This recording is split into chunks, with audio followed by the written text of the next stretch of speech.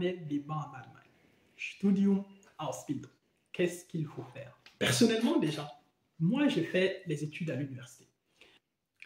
Parallèlement, j'ai déjà fait venir près de 40 personnes en Allemagne pour venir faire une formation, pour venir faire les formations professionnelles. Et donc, du coup, d'un côté, je tiens un discours aux gens pour venir faire les formations professionnelles, et d'un autre côté, moi-même, je suis à l'université.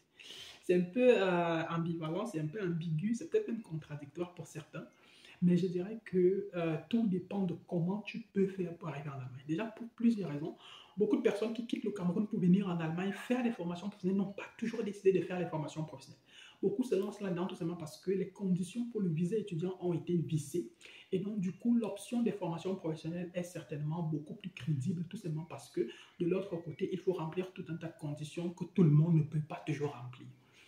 Maintenant, ceux qui viennent en Allemagne avec un visa étudiant ont tendance souvent à croire qu'ils sont beaucoup plus supérieurs à ceux qui sont allés à l'université, ce qui peut être vrai, parce qu'un diplôme universitaire est quand même, a quand même un peu plus de valeur que le diplôme de fin de formation professionnelle. Mais moi, je dirais que c'est pas forcément il ne faut pas forcément s'arrêter là-dessus, parce que au final, sur le long terme, même si tu as fait ta formation aujourd'hui, sur le long terme, tu peux te retrouver avec un salaire beaucoup plus élevé qu'une personne qui a été à l'université si tu t'y prends très très bien.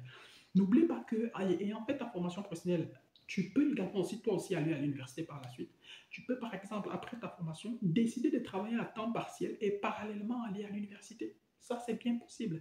Tu peux également aussi, pendant ta formation professionnelle, faire un programme en ligne et grâce à ça, quand tu termines, par exemple, peut-être quand tu termines ta formation professionnelle, peut-être 1 an ou 2 ans plus tard, avoir également aussi ton diplôme universitaire. Et sur cette base-là, toi, tu seras forcément beaucoup plus compétitif sur le marché de l'emploi que la personne qui est juste allée à l'université parce que, en plus du diplôme universitaire que tu as et qu'il ou elle a également, tu as une expérience professionnelle avérée et le fait que tu aies fait une formation professionnelle fait également aussi en sorte que tu connais le domaine, tu connais le métier de A à Z. Tu connais le métier à partir du plus bas niveau.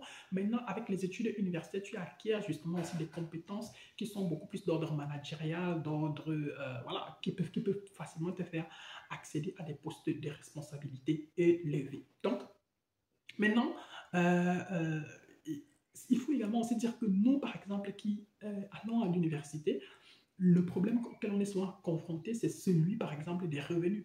Quand tu es étudiant, forcément, voilà, il va falloir trouver des jobs à gauche, à droite, et tes jobs, ce n'est pas toujours garanti. Tu peux avoir un job aujourd'hui qui s'étale sur 6 mois, sur 1 an. Rien ne te dit qu'au bout des 1 an en question, tu vas forcément toujours trouver un autre job. Maintenant, quand bien tu trouves un autre job, ce n'est pas toujours le même salaire, etc., etc. Donc, c'est forcément aussi à toi de réfléchir sur tout ça. Alors que le gars qui commence sa formation professionnelle aujourd'hui, il sait que sa formation, elle s'étale sur 3 ans. Il sait ce qu'il va gagner la première année, il sait ce qu'il va gagner la deuxième année et il sait ce qu'il va gagner la troisième année. Donc, ce qui fait que sur le plan personnel, il peut facilement s'organiser. Il peut facilement dire, OK, moi, je sais exactement ce que je peux faire en 2024, je sais ce que je peux faire en 2025 et je sais ce que je peux faire en 2026.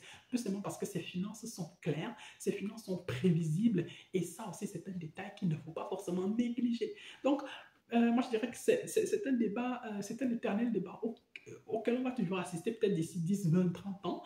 Mais voilà, c'est chacun qui vient en Allemagne, c'est chacun ses réalités, c'est chacun sa vision, c'est chacun sa stratégie. C'est juste que tu viennes pour faire des études ou que tu viennes pour le Ausbildung, suis ta stratégie, suis ton instinct, fais ce que tu es venu faire et plus tard, vis ta vie tranquillement, vis avec ta famille et le reste, on s'en contrebalance. Que tu aies un master, que tu sois ingénieur ou que tu aies juste de la formation professionnelle, au final, ce n'est pas quelqu'un qui viendra payer tes factures, ce n'est pas quelqu'un qui viendra nourrir ta famille à ta place.